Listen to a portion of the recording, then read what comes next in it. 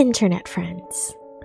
If you know anything about me, I think it would have to be that I prefer a certain type of aesthetic.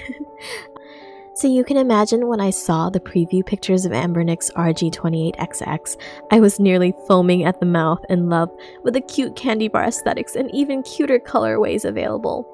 Just look at these! I truly cannot decide whether I want the orange creamsicle, or the white with those candy-colored purple buttons, or the retro gray DMG vibe. They're all so good. Well, thanks to the amazingly kind Russ from Retro Game Corps, I don't have to make a decision just yet. He very kindly lent me his white and purple model to test out and do a review for all of you, so I don't have to wait until I can make a decision on which adorable colorway to go with. Say hello to the RG28XX. It's so cute! Around the same size as the Trim UI Smart and the much older BitBoy Pocket Go. These are very small handhelds. They aren't micro the way the RG Nano or Funkey S is, but you can certainly see how even the Miu Mini Plus dwarfs this little cutie. Luckily, great things come in small packages, and I do think the RG28XX is worth taking a closer look at. So here, let's take a closer look. The screen is a glossy 2.8-inch screen, and it's pretty nice, although I do notice that it doesn't get quite as bright as some of my other handhelds do. It's got pretty small face buttons and D-pad too. They feel nice though, clicky and responsive. The D-pad in particular feels pretty comfortable to use, despite being a bit of a stiffer press than I tend to prefer. It's small, but still highly usable. Here's a test of the input testing app thingy in the settings. As you can see, it's reading the diagonal inputs quite well, but because it's a somewhat stiffer D-pad, I don't think you're going to have trouble with false diagonals, which is nice. I think this is a D-pad that may work very well for games that require you to substitute the D-pad for a joystick, such as N64 games. I'm a big fan of joysticks on my devices, but I don't think a device like this really needs an extra joystick, to be honest. The form factor makes it so nice to stick in an actual pocket, not just my handy-dandy Konkan hip pack. Unlike a lot of men I know, I don't have giant pockets that could fit a PS1 if I tried really, really hard.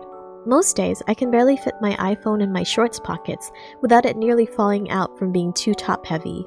The RG28XX is small enough that this isn't a problem. The form factor makes it cute, but it also makes it highly portable. I also appreciate that it has both L1, R1 and L2, R2 buttons, as well as a dedicated menu button that will pull up the stock OS in-game menu as well as the RetroArch in-game menu. Speaking of OS, there's no custom firmware out there yet because it's a brand new device, which means I'm reviewing the stock OS here. This has me pretty excited actually.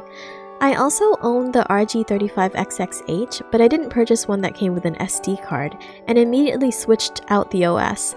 So I haven't really experienced Anbernic's stock OS on a somewhat full-sized device. I honestly thought it'd be really underwhelming, but actually it's not bad.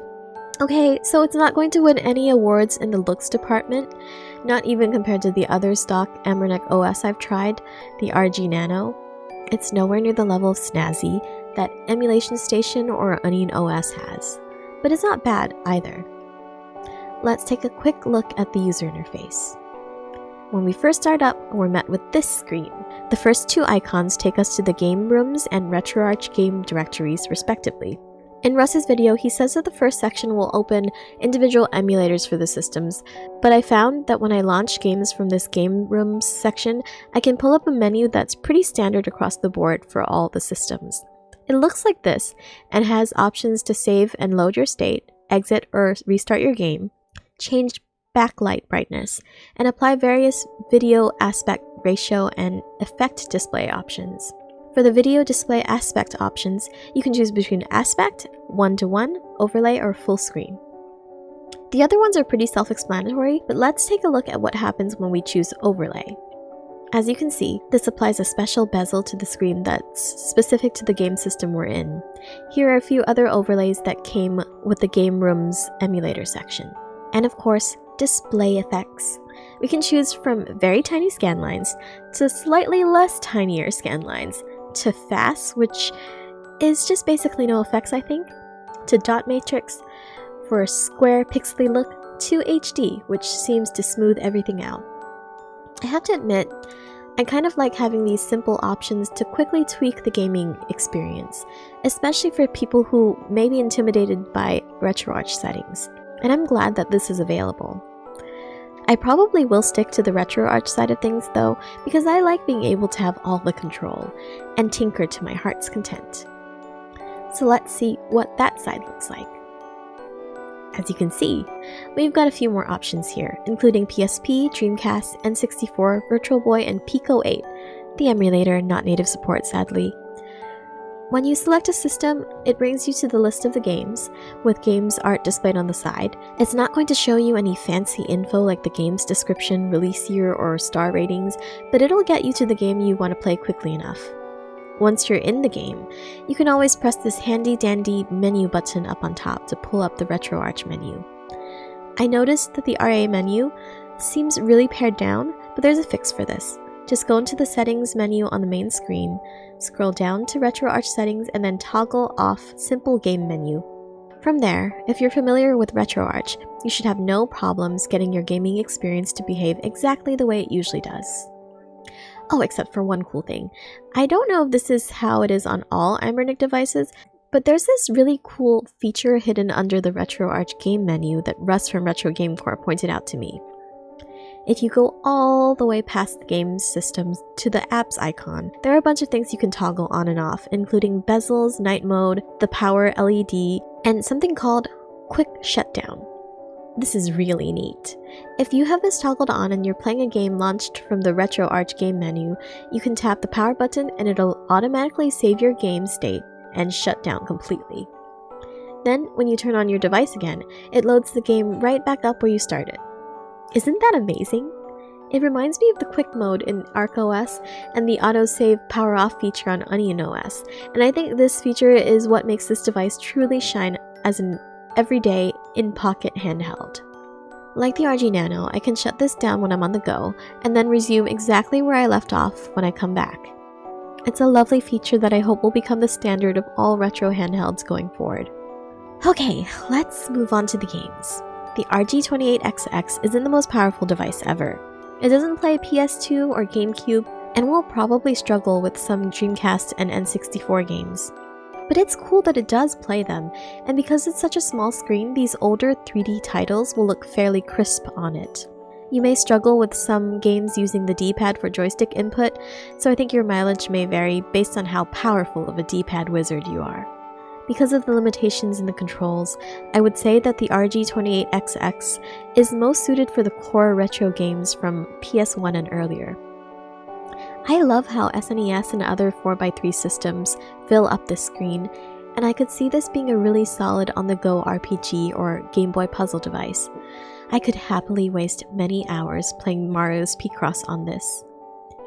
As with the game room section, the RetroArch section comes equipped with a library of bezels you can apply to fill out those pesky black bars we love to hate for the systems that aren't 4x3.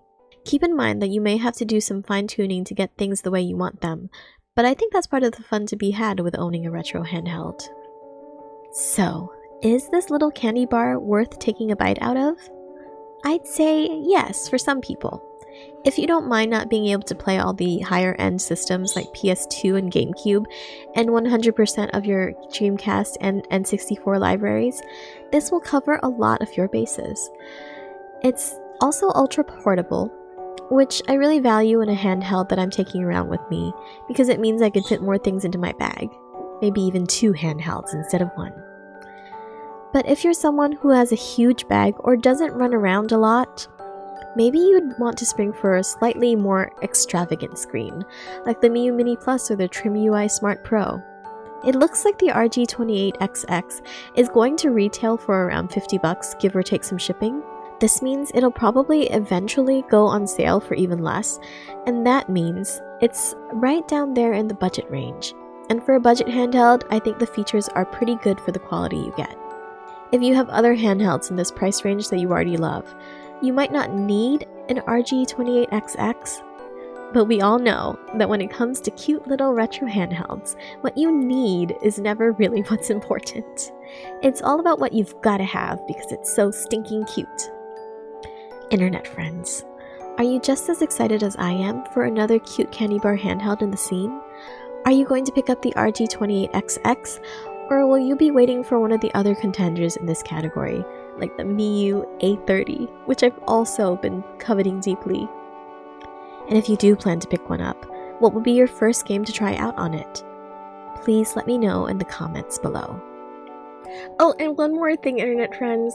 The YouTube gods have spoken to me, and they've said that a whopping 90% of the people watching this video are not subscribed to this channel. They're not happy about that, and neither am I, honestly. If you're still watching, please consider subscribing to the channel. Your subscriptions and comments and likes will help bring upon further blessings from the YouTube gods, and I will be so grateful. Thank you again for watching. Please be kind to yourself, be kind to everyone else, and happy gaming! Bye bye!